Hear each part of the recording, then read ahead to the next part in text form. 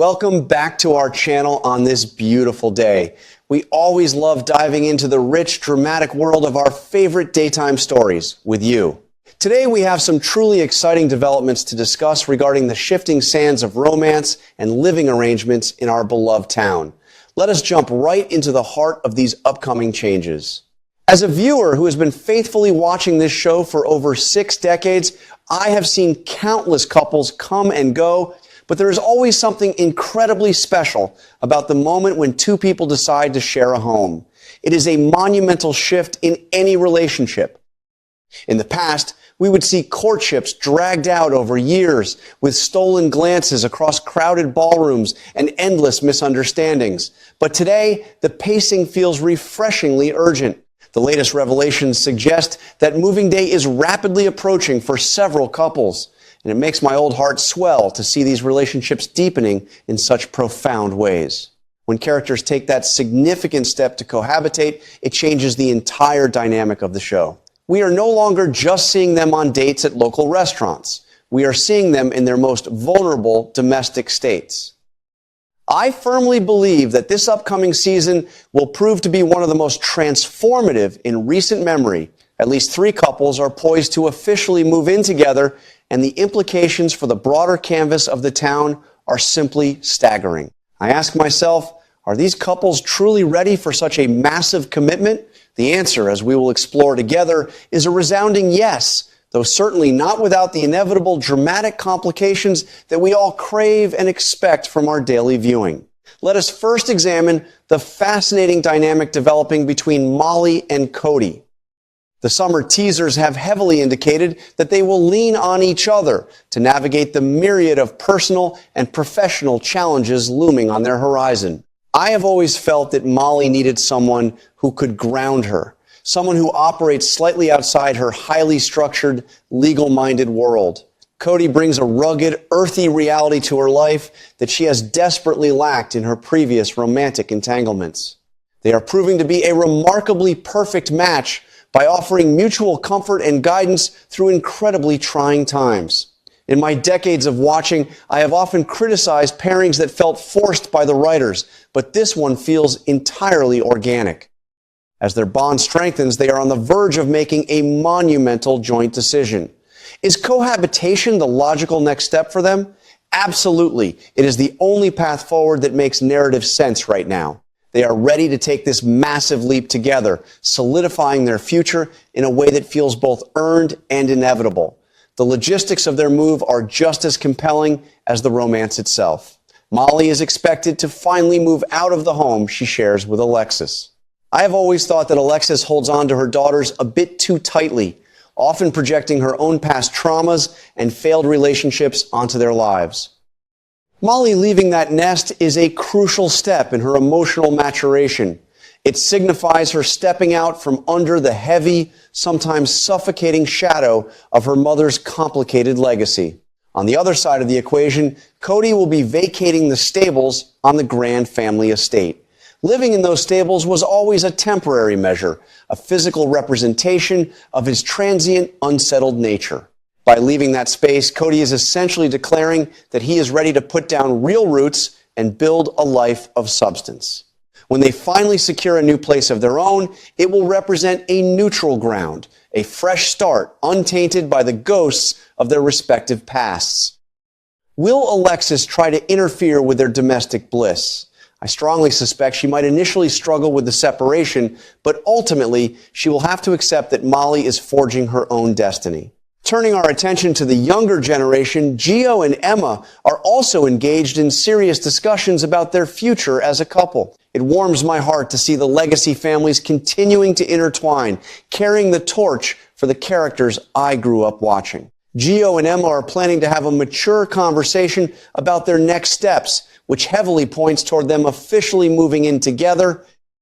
Gio has been living under the roof of Sunny, a living situation that I have always found incredibly precarious for a young man trying to find his way. Sunny's world is inherently dangerous, constantly swirling with mob violence, betrayal, and unpredictable threats. The recent danger posed by Jens was a terrifying wake-up call for everyone involved. Gio wisely agreed to move out of that compound to distance himself from that specific brand of chaos. Even though the immediate threat seems to have passed with Jens finally being arrested and taken into custody, the psychological toll of living in a fortress cannot be ignored. Is this the right time for Gio to seek a fresh start elsewhere? Without a shadow of a doubt, yes. He desperately needs an environment where he can breathe, free from the constant presence of armed guards and looming vendettas. Emma joining Gio in this fresh start brings an entirely different layer of emotional complexity to the narrative, primarily due to the recent return of Anna.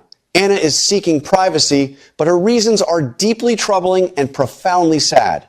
As a longtime viewer, I have watched Anna face down the world's most terrifying villains with unwavering courage, but now she is battling demons within her own mind. Anna is secretly suffering from horrific hallucinations of Peter.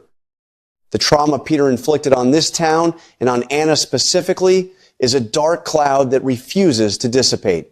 Anna is desperately trying to hide her deteriorating mental state from Emma. She does not want her granddaughter to see her so vulnerable and broken. Therefore, Anna is likely to actively encourage Emma to move in with Gio, using their blossoming romance as a convenient excuse to clear the house. Does Anna realize she is pushing away the very family that could support her? I believe she thinks she is protecting Emma, but in reality, she is isolating herself in a very dangerous way.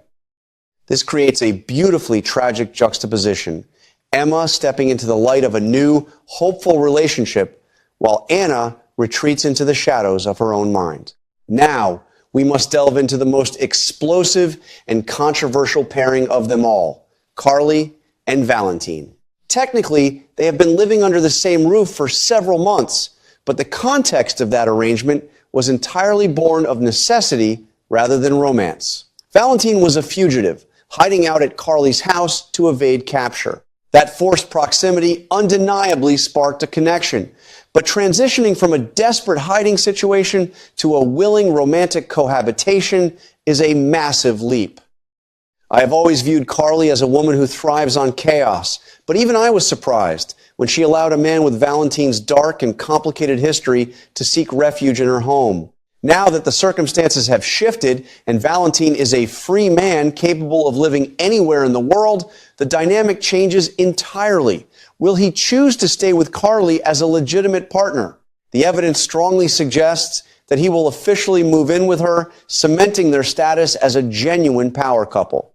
This is a fascinating evolution, transforming a temporary sanctuary into a permanent shared life. And it is a storyline that has completely captivated my attention.